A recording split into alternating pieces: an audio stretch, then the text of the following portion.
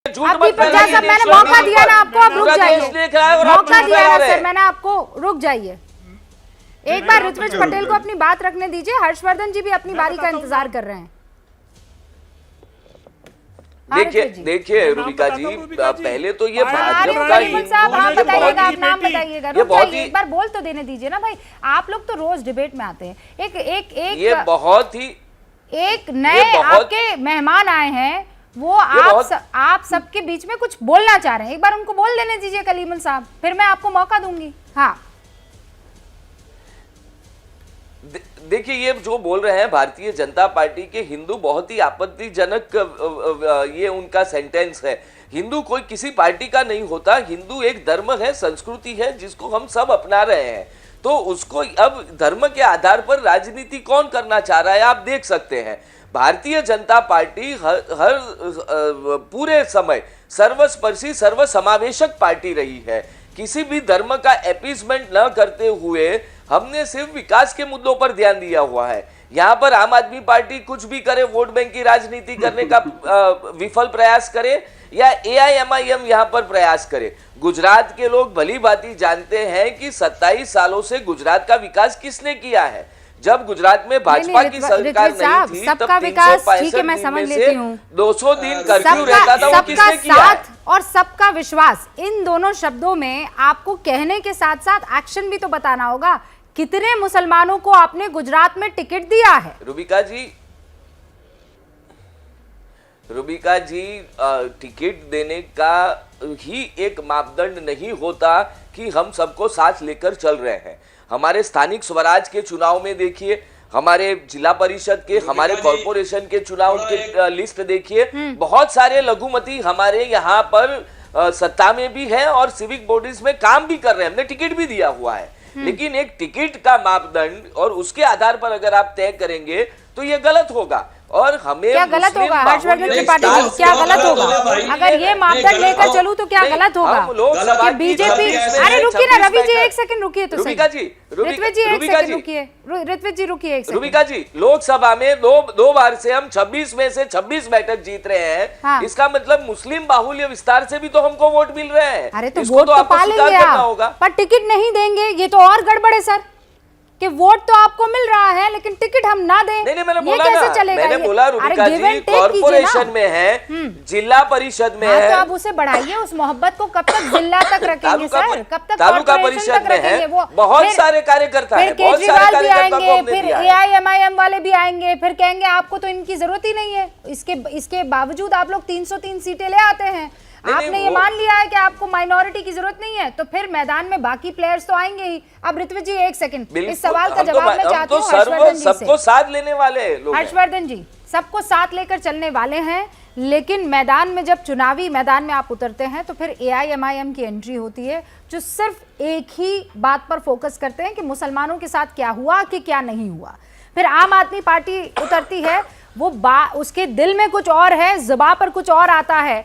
और बार बार यहाँ आकर तो वो जरूर दिल्ली में माइनॉरिटीज की मोहब्बत में डूबी हुई नजर आती है, लेकिन जब गुजरात में जाती है तो ना माइनॉरिटीज की बात करती है, ना बिल्किस बानो का जिक्र कर पाती है। देखिए रूबिका जी, ये सच है, इसमें ज़रा सा भी कोई बहस नहीं है, कोई डिबेट नहीं है कि मुसलमान मतों पर भारतीय जनता पार्टी का दावा लगभग शून्य है। और गुजरात के संदर्भ में तो एकदम ही लगभग शून्य है। भले वो बताएं कि हमें इतने हमारे कार्यकर्ता हैं, इतने लोग हैं, लेकिन सच बात यही है कि भारतीय जनता पार्टी को मुसलमानों का वोट गुजरात में कतई नहीं मिलता है। दूसरा, शायद उनको ये भी लगता है कि अगर हम मुस्लिम बहुल इलाकों में भी प्रत्याशी मुसलमान उतार देंगे तो वोट नहीं मिलेगा, हमारा प्रत्याशी हार जाएगा। अब ये जो कॉकटेल है, इसके बीच में एंट्री होती है AIMIM और आम आदमी पार्टी की। आम आदमी पार्टी कुछ उस तरह से है, मुसलमानों से मन ही मन प्रेम करती है। वो कह रही है कि भाई टोपी लगा के हमारे मंच पर मत दिखना। और ये मैं गुजरात गया था तो वहां कई लोगों ने मुझे बताया कि आम आदमी पार्टी दिल्ली से बाकायदा निर्देश है कि गलती से भी टोपी वाला मुसलमान नहीं दिखना चाहिए, मुसलमानों का मत उनको चाहिए। वो कहते हैं कि देखिए ये जो स्थिति बन गई, भाजपा से जो लड़ता दिखेगा उसे मुसलमान वोट करेगा, और कांग्रेस वो लड़ती दिख नहीं रही, भले उसी से लड़ाई हो तो हमारे साथ वोट आएंगे। अब कलीम साहब की पार्टी और ओवैसी जी बहुत साफ बोलते हैं, तीखा बोलते हैं, उनकी बात जब ये वो कहते हैं कि मुसलमानों ने हिंदुओं को अपना नेता माना, हिंदू की जो पार्टी थी उसको अपना नेता माना, उन्होंने क्या दिया? और ये सवाल भले ही पुराने बूढ़े बुजुर्ग मुसलमानों को ना हिट करे, लेकिन नौजवान मुसलमानों को हिट करता है। वो देश के कई राज्यों में होता हुआ दिखा है। अब गुजरात में उसका चुनावी असर कितना होगा ये देखना होगा, लेकिन निश्चित तौर पर अब या तो अरविंद केजरीवाल और कांग्रेस को खुलकर सामने आना पड़ेगा, क्योंकि गुजरात में कोई पार्टी नहीं, भारतीय जनता पार्टी पर आरोप लग रहा है बिल्किस बानो के मामले में, उस मामले में किसी की जुबान नहीं खुल रही है, न कांग्रेस पार्टी, न आम आदमी पार्टी, किसी पार्टी की। और भारतीय जनता पार्टी पर तो आरोप ही है कि उनके राज्य में उसको छोड़ दिया गया। गलत बोल रहे हैं। क्या गलत बोल रहे हैं? देखिए, मैंने कहा कि कांग्रेस ने पूरा स्टैंड लिया, चाहे सुप्रिया सिंह, सारे प्रवक्ताओं ने इस पे बयान दिया है, सारे प्रवक्ताओं ने निंदा किया है कि भाजपा से सवाल पूछा है, गुजरात की सरकार से भी सवाल पूछा है, गृह मंत्री जी से सवाल पूछा है, जो कि उनके जिनके पैरवी पे छूटे हैं सारे के सारे बलात्कारी। और ये नाम पूछ रहे थे, सीके राहुल जी हैं, गोधरा के विधायक। गोधरा के विधायक ने कहा कि ब्राह्मण है, संस्कारी है और ये बलात्कारी गलती से हो गए, इनके बयान है। और उस राहुल को इन्होंने टिकट दिया है। और ये है भाजपा का चरित्र। कौन चुनाव लड़ रहा है वो बताइए ना, नाम बोलिए जो चुनाव लड़ रहा है। सीके राहुल गोधरा का नाम दीजिए विधायक, मुझे। सीके राहुल गोधरा का विधायक, वो आरोपी थे, वो आरोपी थे, वो इस केस के आरोपी थे। आप बता रहे हैं कि इस केस के आरोपी चुनाव लड़ रहे हैं, वो कौन है बताइए जरा मुझे। संस्कारवान बताने वाले, मैंने कहा, सुन लो मिस्टर ऋत्विज, अरे दीपक जी, आप बात को घुमा रहे हैं, घुमाने से सत्य छिप नहीं सकता। यहाँ पे मुझे सीधी बात बताइए ना, आपने जो बोला कि इस केस के आरोपी चुनाव के प्रत्याशी है, वो कौन है वो बताइए। चुप करिए, नहीं गोल गोल मत बात कीजिए, सुन लीजिए मिस्टर, बलात्कारियों सीधी बात कीजिए, को संस्कारवान बताने वाले, सीधी बात कीजिए। कौन सा आरोपी प्रत्याशी है? आपने ऐसा बोला कि आरोपी प्रत्याशी है, कौन है वो? एक बात सुनिए, मेरी बात सुनिए। वो बलात्कारी नहीं है, वो आरोपी नहीं है, लेकिन वो शख्स जो किसी बलात्कारी को संस्कारवान बताए, उसको आप क्या मानेंगे? उसको आप कहां खड़ा करेंगे?